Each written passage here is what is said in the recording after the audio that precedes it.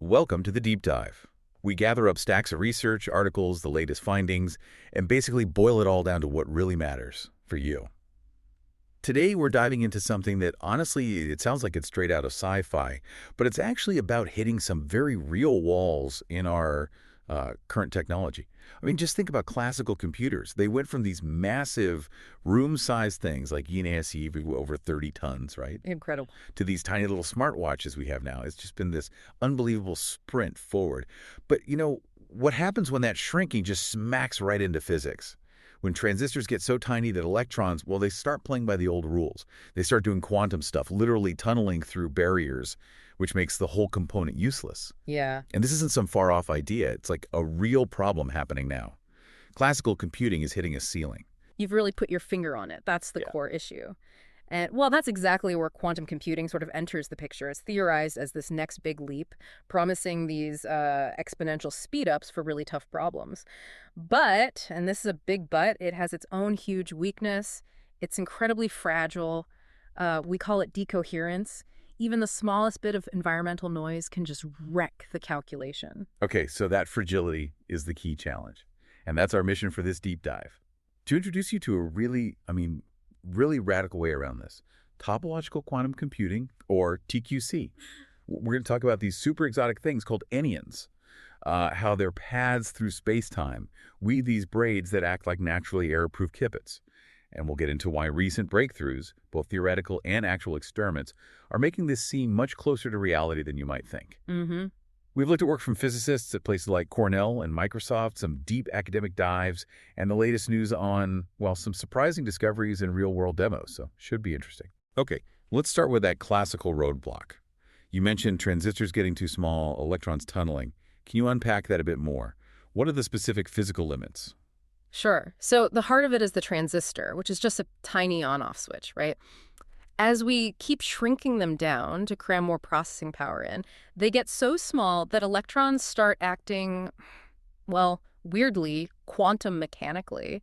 Instead of just staying where they're supposed to, an electron can actually tunnel through an insulating barrier. It doesn't even need the energy to classically jump over it. Like a ghost through a wall. Exactly. It basically shorts the circuit, makes the transistor unreliable or useless, and that sets a hard physical limit on how much smaller we can make these classical parts. Right. And that's where quantum computing comes in, promising this huge leap by using qubits. These can be 0 and 1 at the same time, thanks to superposition, potentially solving problems like prime factorization, which is key for encryption, way faster than classical computers ever could. That's the incredible potential, absolutely. Polynomial time versus exponential time, it's a game changer for certain problems. But like I said, there's that catch for most quantum computers being built today. The qubits are just so unstable. They need this delicate state called quantum coherence to work, and anything can disrupt it. Tiny temperature changes, a stray magnetic field, even just trying to measure the qubit can cause this decoherence. Wow. Which means you need these extreme conditions, like near absolute zero temperatures, massive shielding. It makes them really difficult and expensive to build, hard to scale up, and just prone to errors. Okay, that sounds like a massive bottleneck. So, topological quantum computing, which was first proposed back in '97, how does it offer a completely different way of thinking about this? What makes TQC potentially so much more robust? It really is a fundamental shift. Instead of putting the quantum information into the state of a fragile particle itself, TQC uses the global properties of a system, specifically its topology in 2D. The core idea is this. Information isn't stored in the particle. It's stored in the pattern formed by its path through time, these braids. Think about tying a knot in a string. Okay. You can wiggle the string, you can bump it, but as long as you don't cut it or fundamentally change how it's crossed over itself, the knot itself, the topology, stays the same. I see. TQC is similar. The information is encoded in the topological structure of these braids. Small, local disturbances, noise don't change the overall knot, so the information is protected. Only a big global operation that changes the braiding pattern can alter the qubit state. It's inherently fault-tolerant by design. That makes intuitive sense. Building on topology, not just particles. Okay, so that brings us to the things actually doing the braiding. These anyons. What exactly are they? They sound pretty weird. They are pretty weird. Anyons are these quasiparticles, which means that they're not fundamental particles like electrons, but rather collective excitations, sort of like particle-like behaviors within a 2D material. Frank Wilczek coined the term back in '82. They're fascinating because they are neither bosons nor fermions. Those are the two standard types of particles we know in our 3D world. Anyons are something else entirely, unique to two dimensions. A third category, but only in 2D. Kind of. Imagine swapping two identical particles. For bosons or fermions, the universe doesn't really care which path they took. But if you swap two anyons, the system remembers how they were swapped. They pick up a quantum phase that depends on the path taken. Okay, they have a memory of their interactions. You also mentioned a key difference for quantum computing, abelian versus non-abelian anyons. What's that about? Right. So with abelian anyons, if you swap them one way, A then B, versus the other way, B then A, the final quantum state is the same. The order doesn't matter. It's commutative. But for non-abelian anyons, and these are the crucial ones for TQC, the order absolutely does matter. Swapping A then B gives a fundamentally different result, a different final state, than swapping B then A. Mathematically, their exchange operations don't commute. Okay. And it's this non-commuting, order-dependent behavior that gives them the richness needed to perform complex universal quantum computations. Audit. Order matters. Now, this next bit really caught my attention. Something called Fibonacci anyons. They're supposedly the simplest non-abelian type that can do universal quantum computing. How on earth does a math sequence, Fibonacci, connect to a physical particle doing computation? It's a really beautiful connection, actually. These specific anyons have properties directly linked to the Fibonacci sequence and its related concept, the golden ratio. For instance, their quantum dimension, a measure of their informational capacity, roughly speaking, is literally the golden ratio.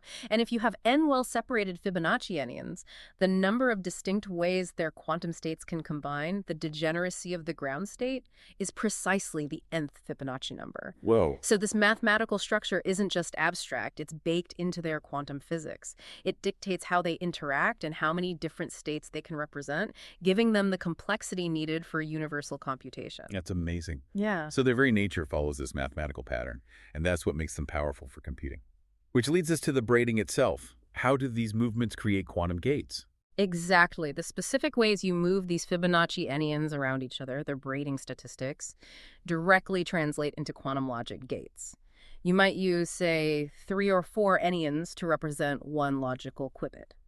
Then, by carefully choreographing how you braid their paths through space-time, you perform operations on that qubit, like single qubit rotations or other fundamental gates. It sounds very much like tying knots.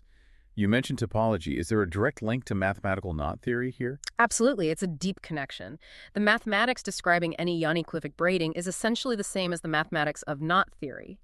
Think about it.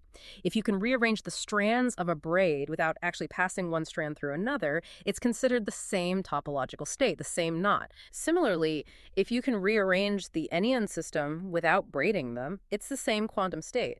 This is why local noise doesn't corrupt the information. A small jiggle doesn't change the fundamental knot, right? You need a deliberate, global braiding operation to change the encoded state. And that is the heart of topological fault tolerance. The information is protected by the very shape of space-time paths, not by fragile particle states. Okay, that clarity is really helpful. So the topology protects the information. But how do we get from these abstract braids to actual usable quantum gates, especially since quantum gates need to be reversible, unlike classical ones? That's another beautiful alignment. Classical gates often lose information. They're irreversible. But quantum gates must be reversible. They have to preserve quantum information. And it turns out the mathematical tools used to describe how anyons interact when they fuse or braid, these things called F matrices and R matrices, are inherently unitary matrices. And unitary means reversible in quantum mechanics. Precisely. It's the exact mathematical property required for reversible quantum gates. So the physics of anyon braiding naturally provides the right mathematical structure. Then, building specific gates like, say, a Hadamard gate or a CNOT gate involves finding the right sequence of these fundamental braiding operations. It's like programming by weaving. Programming by weaving, I like that. But you mentioned it's complex. Oh, incredibly. Even with clever optimization, performing a full quantum algorithm might require literally millions of individual braiding steps for just one computation. The engineering challenge is, well, immense. Millions. Wow. Okay, that sounds like a huge practical hurdle, moving all these anyons around perfectly millions of times. But wasn't there a theoretical insight that helped simplify the physical implementation? Something about a one mobile quasiparticle. Yes, that was a really important development back in 2006. Researchers figured out that you don't necessarily need to move all the anyons involved in a braid. Any computation braiding, say, n-identical anyons, could actually be achieved by moving just one special enyon, a warp enyon, around n1 other anyons that are kept fixed, the weft anyons. Like weaving on a loom? Kind of, yeah. It might take more individual swap moves in total, but you only need to control the movement of one entity relative to the fixed ones. From an engineering standpoint, that potentially makes things much, much simpler to build and control. Okay, that's a clever simplification. And speaking of theoretical leaps, there was a really recent and kind of mind-bending discovery you mentioned in the prep. Something about neglectons. It sounds like rethinking something that was completely ignored before. This is fascinating stuff. Emerging around August 2025, it relates to another type of non-Abelian anyon called Ising anyons. They were known to be useful for TQC, but they had a big limitation.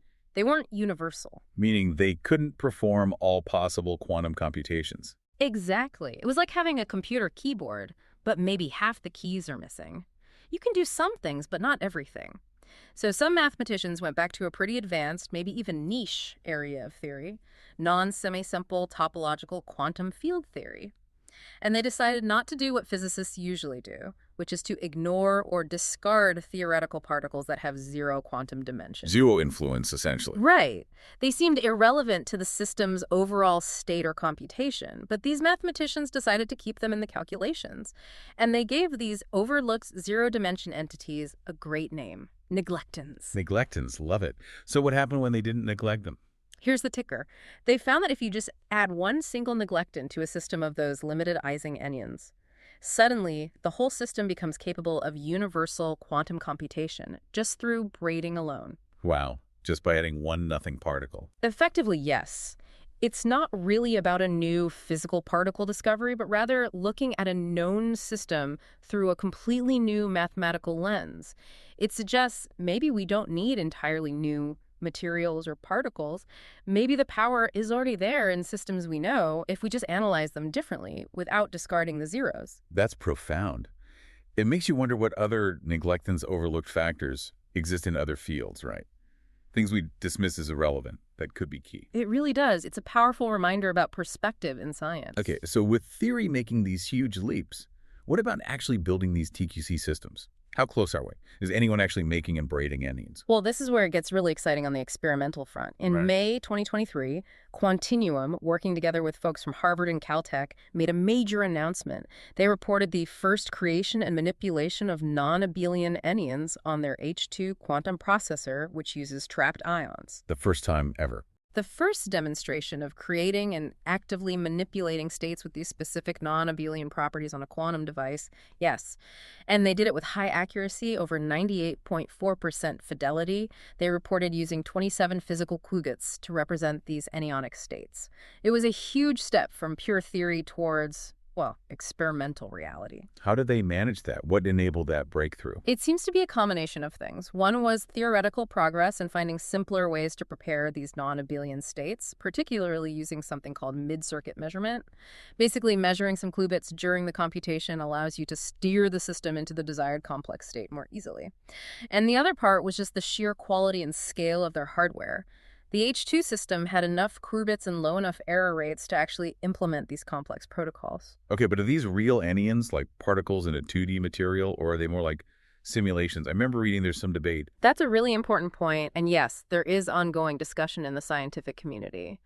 Are these truly physical anyons emerging from the trapped ion system itself, or are they sophisticated simulations of anyonic behavior using the trapped ion qubits? The expert perspective in our source material leans towards viewing them, perhaps pragmatically, as a powerful tool to explore this novel field, regardless of the philosophical label. The key thing is that they are controllably creating and manipulating quantum states that behave exactly like non-Abelian anyons are predicted to behave. Got it. So the practical ability to control these states is the big step forward, even if the physicality debate continues. Precisely. And Quantinuum is pushing ahead, developing tools like a new programming language called Duppy and an emulator called Selene for their next-gen system, Helios, all aimed at scaling up fault-tolerant computing, likely leveraging these kinds of techniques. What an incredible arc we've covered today. We started with classical computers hitting a wall, Right. saw the promise and the fragility of early quantum computers, The decoherence problem?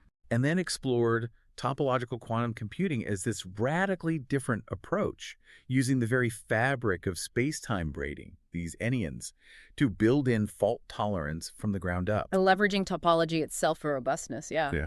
And it's clear that while actually realizing TQC has been a long, hard road for decades. Decades, yeah. These recent theoretical insights, like the whole neglectin idea, combined with tangible experimental progress, like Quantinuum creating and manipulating these non-Abelian states, it really feels like things are accelerating. We're moving from abstract math and physics towards something potentially buildable. It really does feel like it's right on the edge of innovation now. And, the whole story of TQC, especially with the neglectin part, it's such a great reminder, isn't it? That sometimes the biggest scientific leaps don't come from inventing something brand new out of thin air. Sometimes they come from just looking again at what we thought we understood, refusing to throw away the bits that seemed irrelevant, or just applying a completely different mathematical perspective to an old problem. It makes you wonder, what other neglected pieces or unseen angles are just sitting there in all sorts of fields waiting for someone to look again and potentially revolutionize everything? That's the perfect thought to leave with. Keep exploring, keep questioning, and definitely keep diving deep.